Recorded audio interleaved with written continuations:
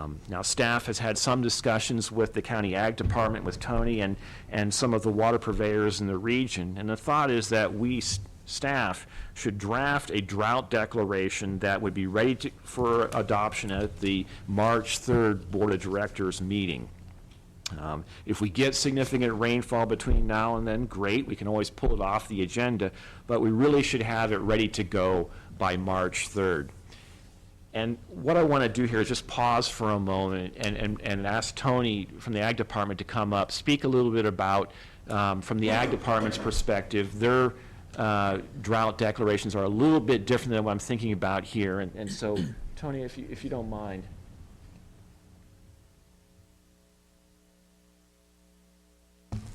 Yeah, good morning. Tony Linegar, Ag Commissioner. I just wanted to take this opportunity to update the board. Roland's talked about a drought declaration, and it is different than what we do at the Ag Commissioner's office. Last spring and summer, we conducted a survey on the effects of the drought on pasture, range, and hay crops. As a result of that survey, we submitted our, to be recognized as a disaster area and were designated as such in September of '08. So on the designation, they listed the start of the drought as February '08 and continuing. So we were declared primary county both for U.S. Small Business Administration and USDA disaster declaration.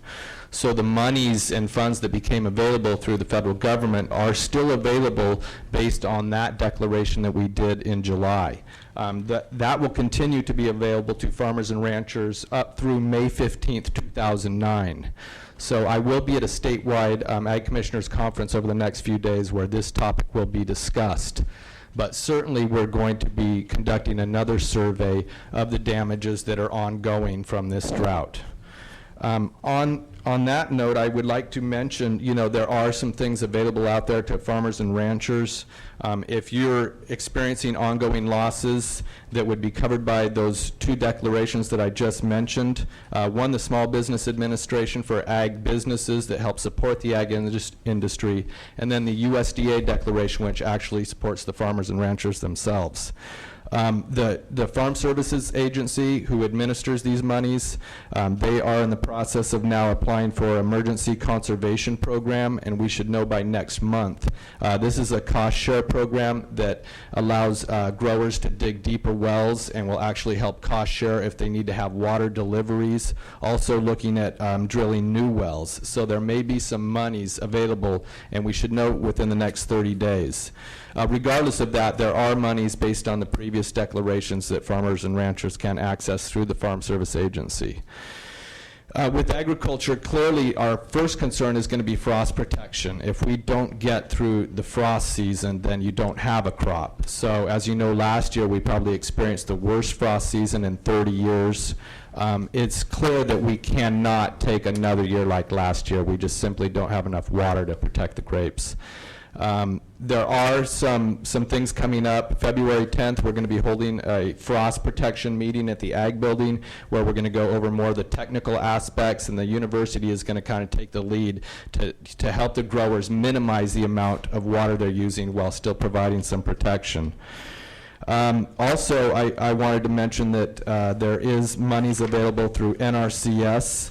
We're trying to encourage more off-stream storage. Clearly that issue has come to the forefront, that we need to store more water off-stream that's pulled off the river during the high flows. So there is an EQIP program grant where there is money available for farmers and ranchers that are interested in building a pond or new ponds. And then just to address the county and their use of water, you know, I've talked with Roland, I've talked with people in the Farm Advisor's office, and we're recognizing from our abilities and knowledge that there are definitely some things that the county could do. I'm going to be participating in a seminar with Mendocino College and the Ukiah Garden Club on landscaping with drought-tolerant plants and natives, or xeriscaping as it's known. That'll be on April 25th at Mendocino College. It's a free seminar. It'll be available to about 180 people. So that's the update for agriculture. Obviously, with the rangeland and the grass situation, the grasses need water throughout their development stage. So even if we get a lot of rain from here on out, we've already incurred some damage in hay and range and pasture because they aren't going to recover from that, a dry December and January. So we are going to conduct another survey, and the timing of that survey will probably be coordinated with our contiguous counties. So, did the board have any questions? I don't see any. We're going to hear from the public here. Okay. And Tony, just to clarify, so really the drought declaration is really two drought declarations that will dovetail with each other. The one that we'd like to bring forward here in March, and then most likely a continuation or a re-upping of the current drought emergency that you have on the ag side.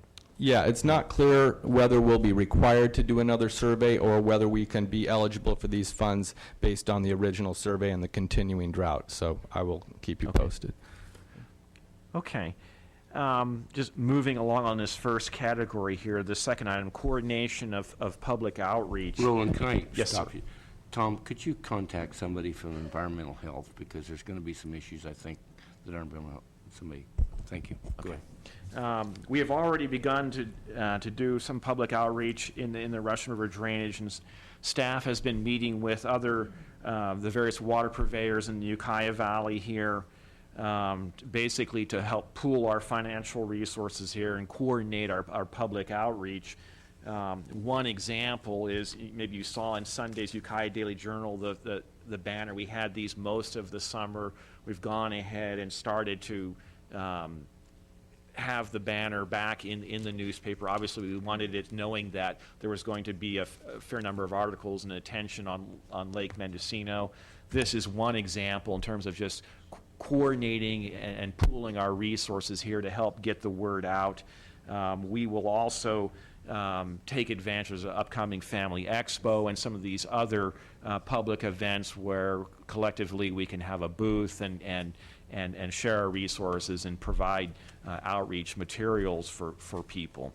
You know, fortunately, the Water Agency, we already have an outreach program geared towards the stormwater pollution prevention.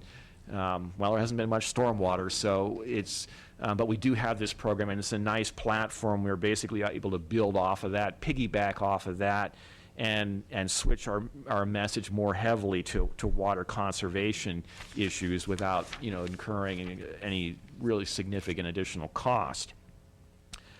Now, as for the third action item here, lead by example, Tony touched on it a little bit there.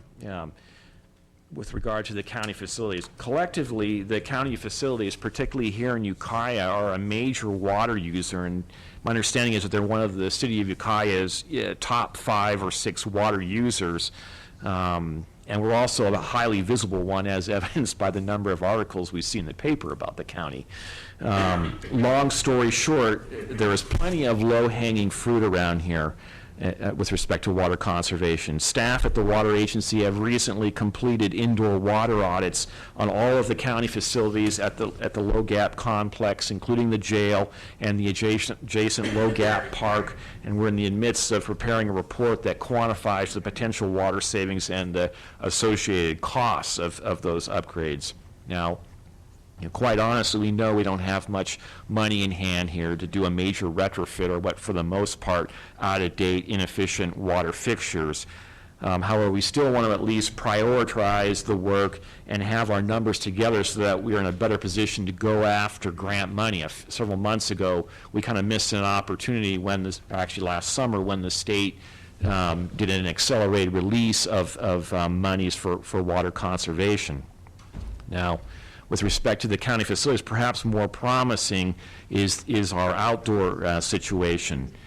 We use a lot of water on our landscaping, and in talking with those people who are knowledgeable about landscaping and landscaping maintenance, it's obvious that the selection of plants and our irrigation practices could be greatly improved. I mean, what realistically we need to do, and is long overdue, is to actually change out our landscaping. Replace it with something more appropriate, and this would obviously be a